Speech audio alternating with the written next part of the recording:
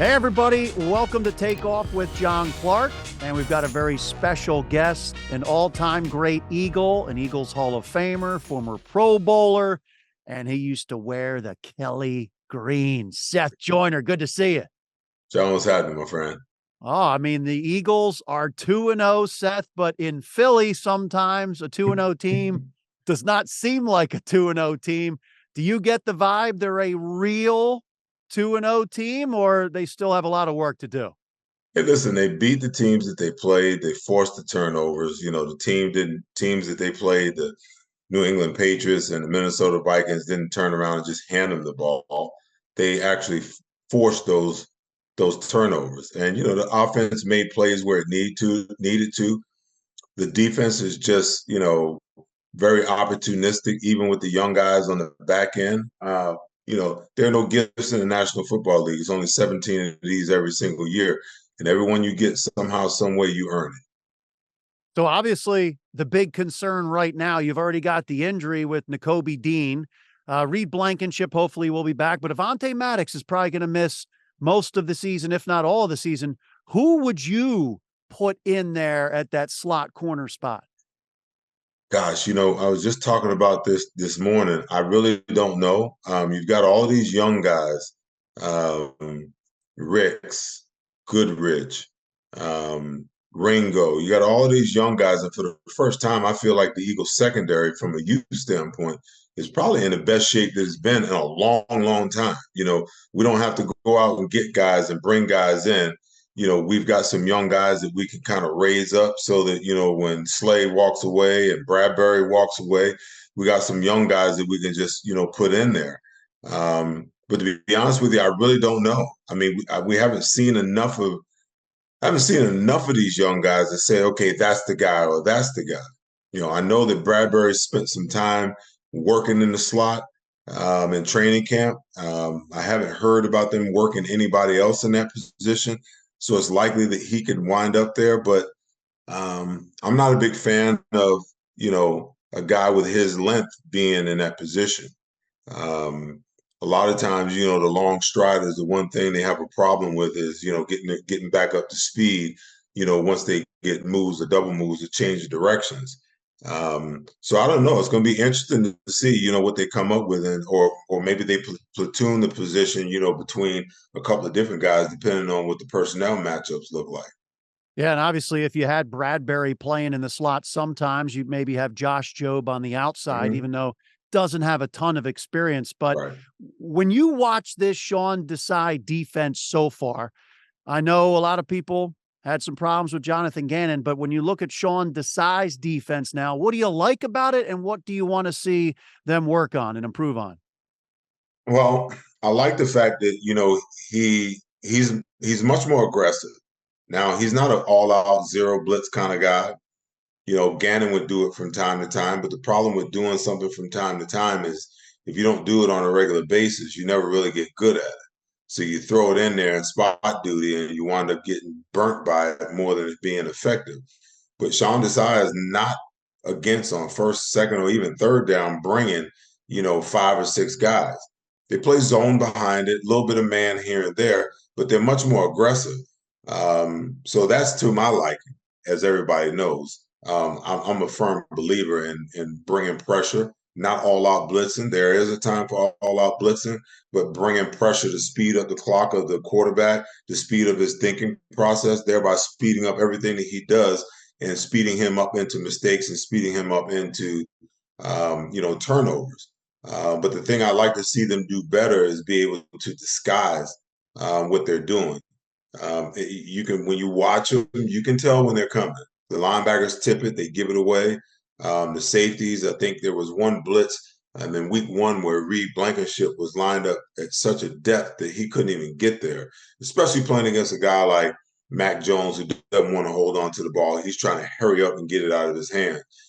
Um, but I like what I'm seeing, and you know, from a defensive front standpoint, that he's really mixing it up. I mean, you see tackles playing ends and ends playing tackles. And there was a couple of times I looked down, I saw Josh Sweat line up at a 3 technique, and it's like, what's going on here? But obviously, you know, he knows what he's doing. and he's moving guys around. They present matchup issues and matchup problems. And, the strong point of the defense has been, the interior four between Jalen Carter, um, um, Jordan Davis, Fletcher Cox, and Milton Williams. All four of those guys have been playing some outstanding football.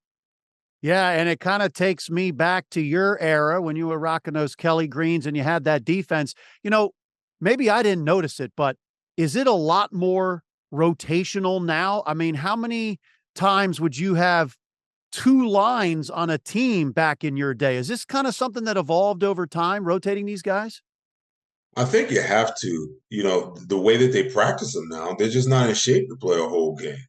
And I think that, sports science probably has something to say about how many plays and how much guys play per game. Back in my day, you were the starter, and you were the starter for a reason. That's because the guy that was back behind you, he wasn't as good as you were. So you were losing something in translation when my backup had to come in and play with me because I was a starter. Well, now, they groom these guys to play. You've got starters, but that doesn't really mean anything because the starters really aren't going to play any more than 55% of the plays at the maximum. And you're rotating guys in to keep everybody fresh. So your second team and sometimes even your third team guys, they're getting significant playing time. But if you're going to practice the way that they practice, our practices, never any real contact.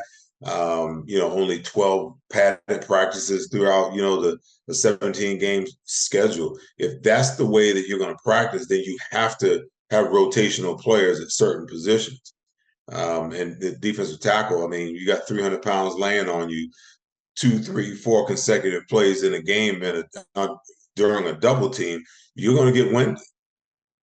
All right. So, Seth, if I were to say those guys you played with on that defensive line that you had back in the day, any of those guys compare to maybe Jalen Carter, Jordan Davis? Can you say, like, these young guys that we're seeing with the Eagles, do they compare to anybody that you played with? Oh, Jalen Carter for sure. I mean, he has the abilities of Jerome Brown when I watch him play. In a lot of ways, he looks just like him.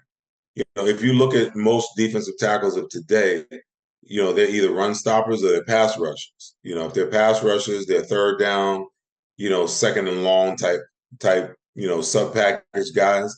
If they're run stoppers, they're first and second down guys, and then they come out of the game. The thing about Jerome, he could play all downs. I mean, he could destroy you in the run game. He could destroy you rushing the passer against, a center or a guard or a combination of the two. And when you watch Jalen Carter play, he's of that same ilk. He can dominate the run game because he's very good with his hands and his feet, and he's just awesome in the pass rush because for a young player, he has counter moves. Most players, they're either speed or they're power. He can go speed to power. He can, I seen him do the Reggie White hump move in week 1 on a guy. He's got all the tools. And right now, you listen to him talk, he says, the coaches are telling me, to play more physical, to be more physical. But when I played at Georgia, I was more of a finesse player. Well, listen, once he learns how to combine the physical aspect of it with the finesse and understand when and where to apply each one, he's going to be unstoppable. He's going to be unblockable because he's already there right now. And the more he learns and the better he gets and the stronger he gets, and he's going to get better. There's no doubt about it. The more his confidence continues to soar, he will get to a place where he will look at the game and look at his opponent like, you can't block me. You know you can't block me, and I know that you can't block me. So you better bring the double team. And if you don't bring the double team, it's total destruction. And he's already got 11 pressures. He's got the sack. He's got a bunch of hurries. I mean, are we looking at the defensive rookie of the year? I think if he can post some sack numbers, it may take him, 9, 10 sacks to win the award. But I think if he gets to 9 or 10 sacks, he should definitely. I mean, he's my pick. The only thing I can see, or the only reason I can come up with why he wouldn't win it if he posted those types of numbers is,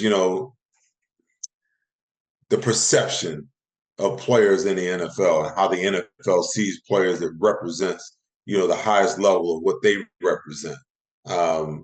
It's crazy because a guy can be the best player, but he doesn't. He might have a reputation, and what he went through off the field might not be the reputation that the NFL wants to push to the forefront. But if he's deserving, he's deserving. It is what it is. Allow the kid through this to, reestablish, his reputation as not only as a player but as a person. Yeah, and a lot of people, Seth, were wondering why Fletcher Cox is back again this year. People say, well, okay, they're getting up there in age, but it seems to me he has been a great leader for not only Jalen and Jordan Davis. I heard that Fletcher was on the phone with these guys every day. He was talking about their weight, making sure they learn how to be a pro. I mean, how important has Fletcher Cox been? And I'm surprised he's actually leading the tackles in snaps. Well, listen, it's not that he can't play. It's just that his salary cap number was getting to a place that didn't match the production, if you will. That's just my opinion. Um, you always need that veteran guy at almost every position. It was important for me when I played. I had that guy. You got to have Who was that that guy. guy? Well, it was Gary Cobb, actually. That those G Cobb was pulled all the young guys aside. Hey, all you guys are going to make the team, but there's going to be a couple of special team spots. That's how you guys are going to make the roster. We didn't know. We thought all of us were going to make the team. He was like, "You're crazy. Only 6 or 7. They're only going to carry 6, 7 linebackers. And that 7th guy or that 6th and 7th guy, you better be a good special teams player. If you want to be a pro, this is what you do. This is how you handle your business." You want to be a pro and have longevity, these places you stay away from, this is what you do, this is what you don't do. So it's important. But as the money has grown and time has gone on, organizations, some organizations have failed to see the importance of having those older guys in the locker room. From a money standpoint, it's just not feasible. When they get to a certain age and a certain amount of money and they're not willing to take a pay cut to stay on board, then you have to move on. But it's important for those guys to have someone to teach them how to be a pro in every facet of the game, how to study the game, all the little small nuances of the game. And it benefits Fletcher as well because now he doesn't have to play 50, 60% of the plays. He really flashed in week 1 in the second half of that game. Usually by the second half, he's gassed, but because he doesn't have to play as much as he normally would have, and the fact that Jalen Carter's playing so great, I think it inspires and it pushes everybody. Think about Jordan Davis. Jordan Davis was drafted 13th overall last year. This year, they draft Jalen Carter 9th overall. Milton Williams was drafted in the 3rd round. You got Fletcher Cox, who, is a perennial All-Pro, 6-time All-Pro. But everybody's talking about Jalen Carter, okay? Now, deep down inside, it's not a pride thing. It's well, what about me? So that pushes Jordan Davis. That pushes Milton Williams. That pushes Fletcher Cox, because there's an inner competition that goes on at that position. And I say it again, it's not a non-healthy thing. It is a very, very healthy thing to have competition at every single position because guys aren't trying to outdo somebody else. They're just trying to get their name out there. They're just trying to make a name for themselves, and there's nothing wrong with that because that competition, and a guy like Nick Sirianni talks about it all the time, compete.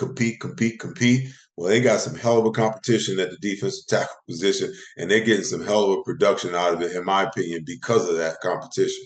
Yeah, I like that point. And you're seeing a Jordan Davis this year. He's in much better shape, playing really well. To me, when I watch these games now, it's almost like teams are like, well, we can't run against these D tackles, and then they're throwing the ball. So, of course, both games, the quarterbacks are throwing for over 300 yards. But when you're able to stop the run like the Eagles are with Jordan Davis in there, how much does that open up the defense then to try to get after the quarterback?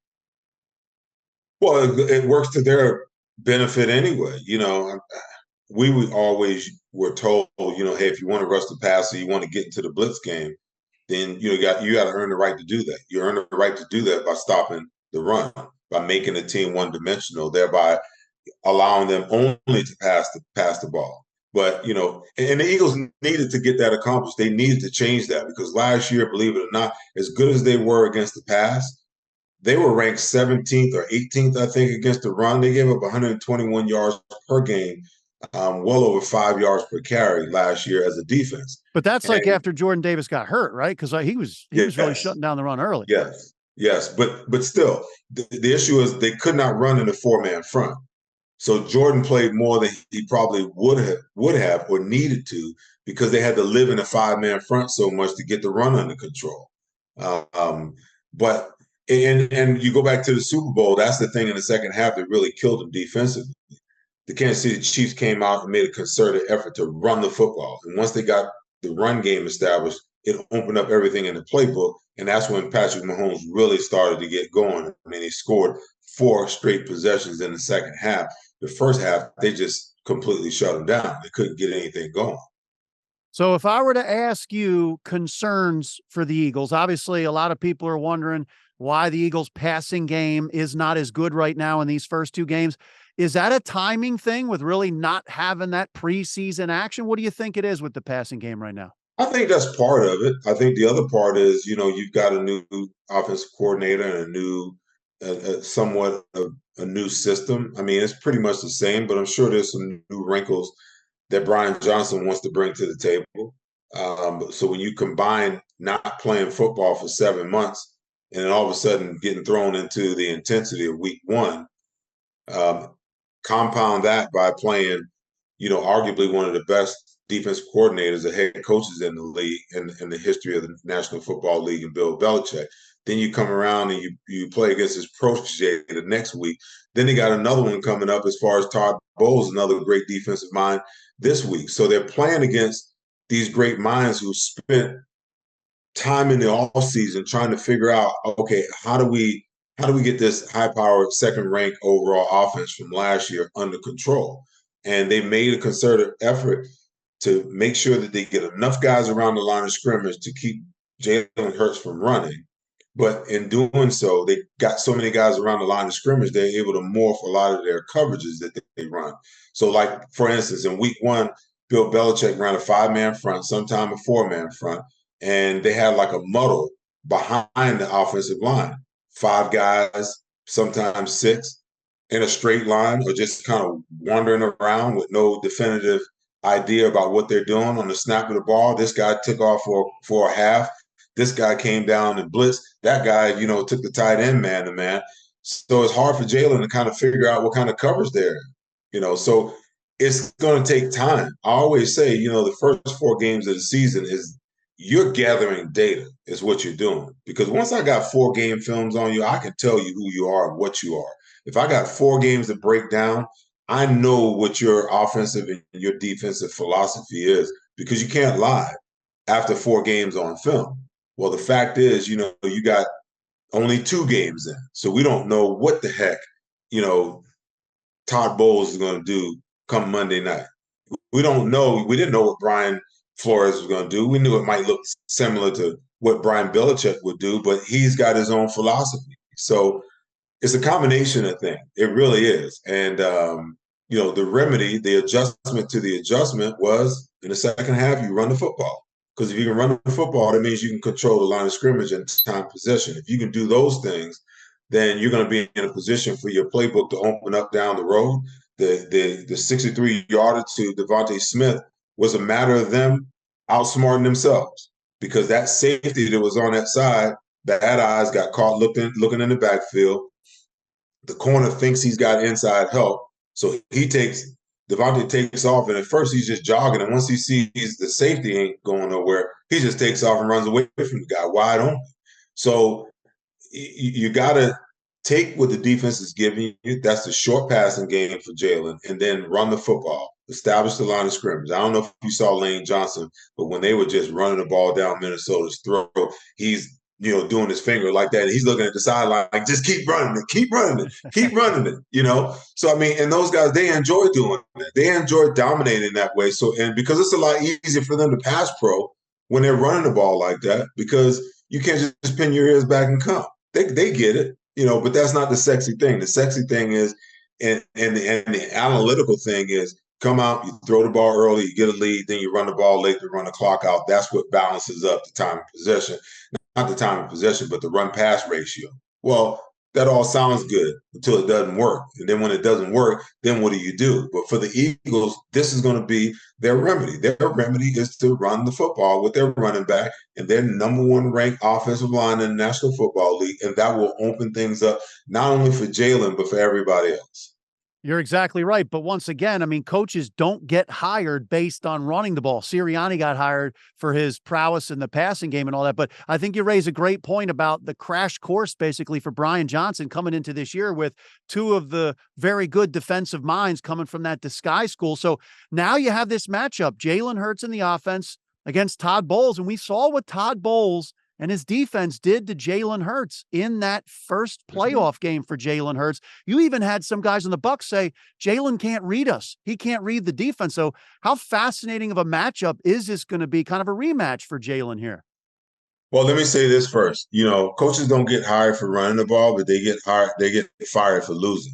Okay. Yeah. So if you don't adjust, I mean, you might get hired to throw the football, but if you're not having success throwing it, doesn't matter because if you're losing games, whether you're running or throwing it, you're not that far away from being out of a job.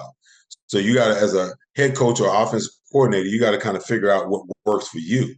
He'll always be able to get back to the passing game because they can run the ball, but ultimately, everybody in today's NFL, they want to throw the ball. I get that, and I understand that. But why not get that other little piece that feeds and helps you to be able to do that?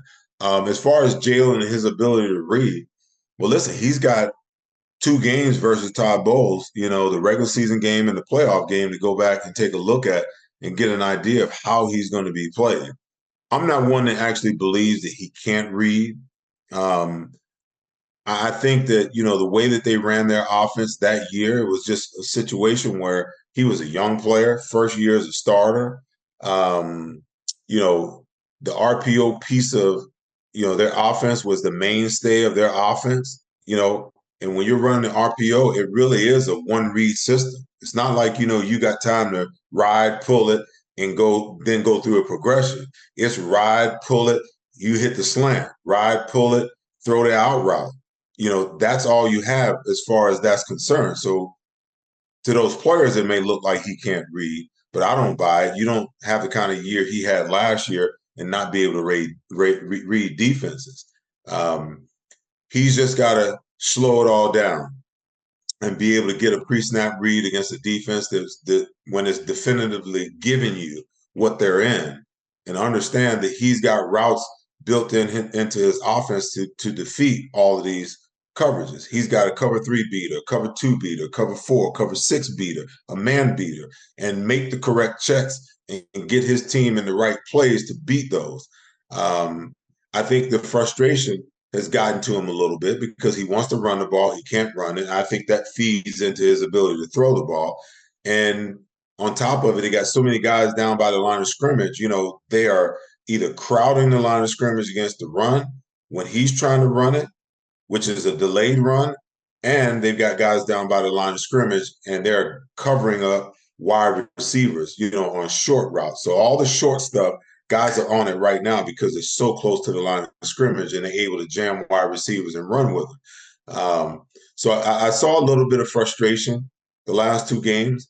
Where, he started off taking what the defense was giving him, and then he took a couple of shots. The interception that he threw, in my opinion, that's frustration. Because if he can wait a second longer and see that safety is committed to coming over, that you got an inside throw to A.J. Brown over the top, where either he catches it or it's incomplete. But then again, when your clock is sped up because, you're being pressured, everything speeds up and you make the wrong decisions. When you're frustrated, you speed up and you make the wrong decisions. They just got to get him to a place where he's comfortable, where he's going through his progressions and he's a little more even keeled. I don't think I've ever seen him play as unevenly keeled, as he did the last 2 games, especially the last 2 games, because they're blitzing him more. And they're not going to allow him, if the Eagles are going to put 5 guys out into the route, they're not going to allow him to sit back there and blitz and rush 4 on 5 and allow him to pick them apart. They made a decision that we're going to speed up his clock and bring pressure right now to make him make a quick decision. We're going to give him one read. If that read ain't there, we know he's going to take off and we got him contained, or he's going to have to throw it away. I love talking football with you, and we can always see more of this on the Seth Joyner Show on NBC Sports Philadelphia Thursday nights. I got a couple more questions for you because, watching the Cowboys defense the first 2 weeks. Now, look, they played the Giants, they played the Jets, the New York teams. They don't have the best offensive lines, but right now, if I were to ask you, defense, who's got the best defense, Eagles or Cowboys? Who are you going with? It's too early to tell. Listen, they're a good defense. I'm not trying to take anything away from them, but I think the Eagles are a good defense when they're at full strength. You lost your starting linebacker, then you lost your slot corner, then you missed, your left corner got hurt, and you didn't have him last week. How many injuries have Dallas had on their defensive football team? And then you're playing against, the New York Cream Puffs A and the New York Cream Puffs B, and then they got another cream puff, out in Arizona this week. So then we're going to talk about, how great the Dallas defense is. When the Eagles were winning last week, what did the national pundits say? Oh, they didn't play anybody. They got the easiest schedule in the league. Well, who the hell has Dallas played? They haven't played anybody. Come talk to me when they got to line up against the 49ers. They got to play the same schedule we got to play. So come talk to me when they play some of those upper echelon teams. But you can't tell me that the New York Giants and the New York Jets are better football teams than the New England Patriots and the who they just play, and the Minnesota Vikings. I'm not buying that. Neither one of those teams have the players that they have. So while you want to talk about how great they are, that's okay. It's early. And they're a dominant team. Micah Parsons is a straight up beast. Sure he is. Okay. But let's see when they get to the meat of things.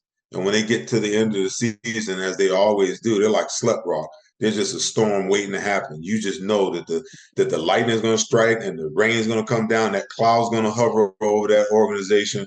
And at the end of the year, all that hope for these Cowboys fans will be dashed like they always are. I love it. I love it. Just got to bring up the Cowboys to get you fired up. I love it. You want to get my blood boiling and start talking about them. I love it. And what's amazing is after these two games, Micah Parsons is saying this is a Super Bowl team. DeMarcus Lawrence is saying this is the best defense on the planet. Are they falling into that same old Cowboys hype that they always come out and promote themselves like this? You know what happens, man? Good teams just let their play do the talking. Like when the Eagles were tearing it up last year defensively, 70 sacks, they broke our record. Okay. I think that they wound up with damn near 80 sacks last year throughout the playoffs in the regular season. Can you tell me one time where you heard Javon Hargrave, who had, career highs in sacks, or BG, who had career highs in sacks? Fletcher, I don't know how the hell he got the 8 sacks, but he got there. And then, all the great years that Hassan Reddick was having, he tops it last year. When did you hear those guys talking about how great you were? You never heard them talk about. So you don't have to tell people how great you are. In the NFL, you just show them how great you are. That's a security thing when people start talking about themselves in that manner. And karma is you know what, and it's just a matter of time. Just keep chirping. It's one thing, to rise, but the thing about rising, you always got to come down. And some come downs are much harder than others, so let them just keep chirping, keep talking. Karma is a you know what. Love this. I think you want to play against the Cowboys this year. Hey, listen, that's the one game twice a year I'd suit up for at 58 years old. It would take no convincing, John. That would be amazing. We got to have like old timers day at the baseball games. No, we don't. Let you guys get back out there and hit somebody. Nobody wants to see that. Nobody wants to see an old timer play one play and limp off the field. Stop it, man. That's true. That's true. Hey, by the way, you just got me fired up. I just had to bring up Cowboys. And when you saw that the Eagles are bringing back the Kelly Greens for 2 games this year, talk about the pride that you must have had when you're going to see those jerseys again on the field. Yeah, it'll be pretty awesome. It would be pretty darn awesome to see him again. I still think those are the best color jerseys, the Eagles ever had. But Jeffrey bought the team and wanted to put his own little spin on it, so I get it. But there's nothing like those Kelly Greens. They're absolutely, absolutely awesome. And I'm proud of the fact that in bringing them back this year, that they chose 5 guys, to re-release their jerseys, their throwbacks, and I was one of those guys. So I'm extremely happy, not only to see the Eagles back in them, but some of the fans back in them, and see, some of the fans with the old, 59 on. I love it. And if this was college, man, you'd be getting some of that NIL money. Oh, don't even go there, man. You talk about now you're able to make some money off those jerseys being sold. It would be nice. Be nice. I mean, who could ever thunk or foresaw that coming? I know. But that's pretty good. It's pretty. A lot of people don't like it. I'm not so sure that they got all the dynamics down the way that they need to have them down to protect the kids and do what's right as far as that money is concerned. But they got it right. I mean, if you're going to make money off of these kids, at least give them a stipend. That's where the NCAA is screwed up. Yeah. Take a little bit of that money. You can't ask a kid to go to school for 4 years and ask him not to have any money in his pocket whatsoever. I know what that's like because I've been there. My mom could only afford to send me like $50 once or twice a year, and I made it stretch. But I know what it is to go to bed, with a full belly of water, because you got, breakfast at 7, lunch at 12, dinner at 7, and you didn't eat again at 7 o'clock in the morning. Well, you're up studying, 10, 11, 12 o'clock at night. Hey, you're hungry. So, I know what it is to go to the water fountain and fill your belly up with water and go to sleep and, hope that the morning hurry up and gets here. So stuff like this is needed. Kids need clothes, they need money. I mean, how you going to take a girl out on a date if you ain't got no cash? You can't even ask her out. They should at least sponsor that, right? The school should sponsor the dates, right? Pay for the dinners. Hey, listen, these kids have to have a social life, man, and if I'm trying to pick up the hot chick, I can't talk to her when the kid who comes from the affluent family with the BMW and the bank account. How do I compete against that? I got to have a little something to be able to compete. And I'm not saying that the school should fund that, but, in the infamous words of Wu-Tang, cash moves everything around us, So those kids need some dollar bills just like everybody else. Exactly right, especially when they're packing the stands and the schools are making the money off that. There you go. Exactly. By the way, with the Kelly Greens being back, I'm just thinking now, I hope to see some of you guys there for that night when they bring back the Kelly Greens. I think that would be a nice touch. You don't have to tell me if they've organized that already, but I think that would be pretty cool to have you guys back there in your Kelly Greens so that these guys today could see the guys in person who wore them back then. It would be. I mean, it's just so sad that so many of the guys that I played with, 5 guys off of my defense are gone, So it'd be an emotional thing for us, but to have the guys come back, from that era, and that's what you're honoring, is that era of football. It would be great. It'd be awesome. Yeah, you know me, John. I'm working, man. I got 20 jobs. I'm working on game day. I know. You're unbelievable. And you got the Seth Joyner show here on NBC Sports Philadelphia. You got every kind of commercial in the book. You're in your suit. You're out in the field. You're doing whatever. So we're happy for you. By the way, I know you're a huge golfer, and I've always wanted to ask you, if you could have a foursome and you get to choose the other 3 people in your foursome, doesn't matter what walk of life, who would be Seth Joyner's foursome? Wow. See, so nobody's ever asked me about that. They've asked me, if you could have dinner with 2 or 3 other people, influential people, who would they be? Wow. Let's see if they can play golf. To play golf, I want to play with some of the greatest to ever play. I played Tiger Woods. I've met both of them. Never played with Jack. So Tiger, Jack, and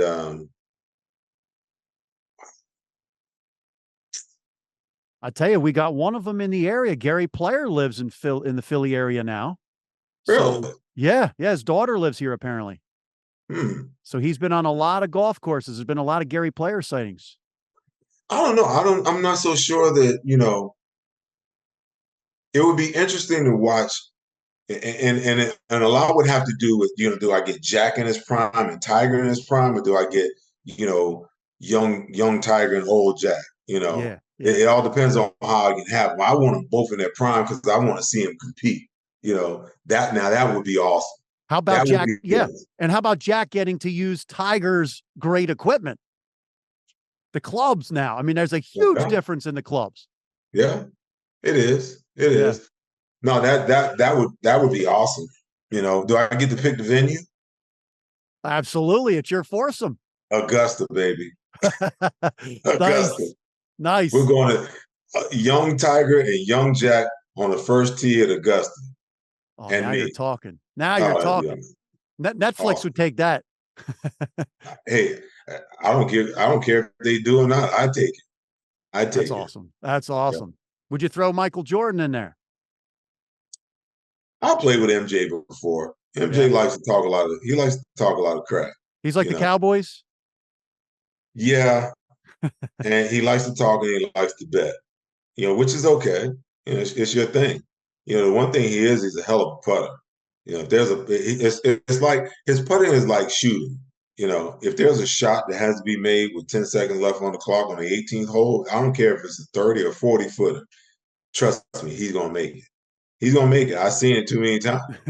Now he might slop it all over the place and hit it all over the place. But if you got a bet on the 18th hole and he's got a putt that he's got to make to win, you might as well put it in. You might as well get your wallet out. Sounds like you have. Man, I know my limitations, and with him, his deal is on the golf course is, what's your tolerance level? Everybody else has got a tolerance level. Michael Jordan's a billionaire, man. So, he can bet a heck of a lot more than I could ever, dream about losing. Even if I had it, I wouldn't dream about losing, So that's his edge, to try to make you as uncomfortable as he can make you by making you uncomfortable about the bet that he puts on the table. But I'm smart enough to know, I know my limitations. I know what I can stand to lose and what I can't. Smart. So that kind of pressure never gets to me because I never overextend myself. Smart. And he's got his home course now. So he, it's a home game for him always, apparently. No road games anymore.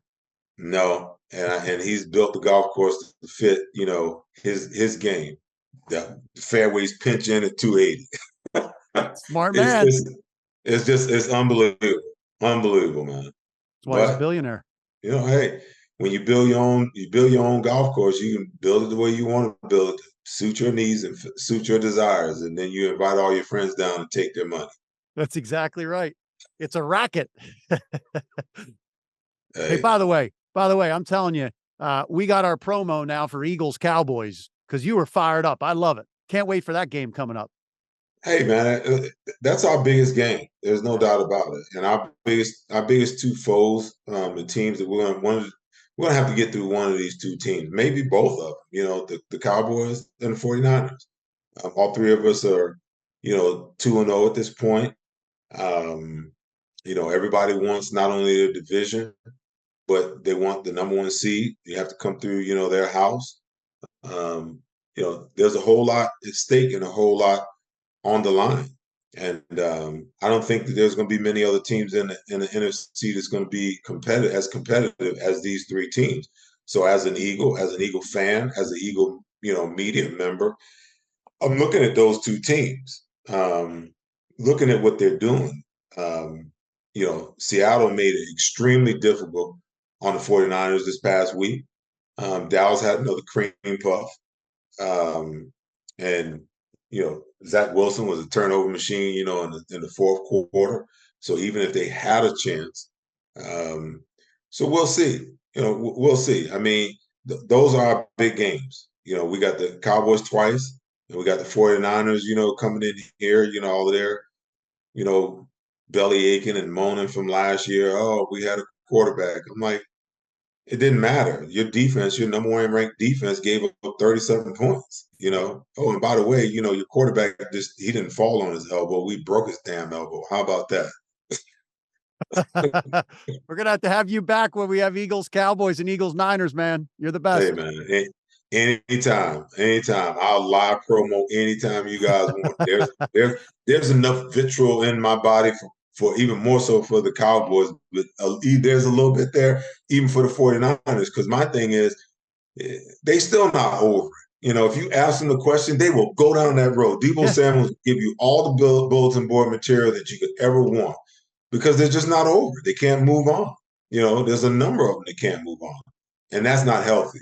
That's not healthy for them. So I can't wait till 49ers week for, someone, for Howard Eskin to be on the national call and ask, Debo Samuels. They're going to try to, hey, Debo, if they ask about it, just, don't answer. But he tried that earlier and it didn't work. So and they're hanging up on the radio host now when they bring up the Eagles. They had to hang up on him. They're trying not to get him to say anything, to add any fuel to the fire or motivate any bulletin board material, but they just cannot help themselves. They cannot move on. I love it. It's going to be the Seth Joyner revenge tour or wrecking tour this year. I love it. Yeah, I'm looking forward to it, man. I'm looking forward to the rest of the season. I'm looking forward to Jalen, finding his rhythm, the defense, getting better and better, and the young guys in that secondary, get some experience now early in the season.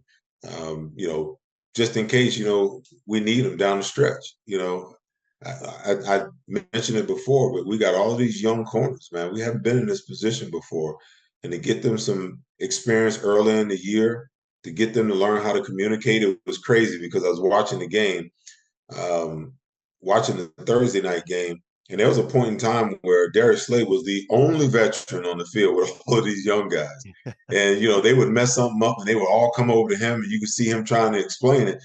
But that's the importance of being able to communicate in meetings, in practice, in walkthroughs, because if you're not talking pre-snap, if you're not alerting each other pre-snap, the game happens way, way, way, way, way too fast, And, if you got to turn and ask a guy, it's more than likely it's too late. So I like what they've got. They've just got to, Sean Desai's got extra days to kind of bring them along. But I hope that they learn the art of communication, the art of, alerting what might happen. If that guy goes in motion, what are we doing? Let's talk about it. Let's talk about it pre-snap. So when the guy starts moving, we're not trying to communicate. It's already an unspoken or already pre-spoken adjustment. So I'm looking forward to seeing how these guys grow. I mean, even the linebackers. I thought that Morrow and Cunningham played pretty darn good games last week. We're going to have to rely on them. So it'll be very interesting to see how they continue to progress and how they continue to progress against better teams. It's going to be another 3-4 weeks before Nakobe Dean is back. And even when he's back, he might not be 100%. Yeah, you're exactly right. I love how much you care about your birds, man. Thank you so much for the time. You got it, man. Anytime. Right. And I hope to see you on that field in the Kelly Green again, or see you in that foursome, or definitely before Eagles Cowboys. We'll make it happen. There you go. You got it. Thanks a lot, man. All right. The greatest. Oh, mom, so flagrant.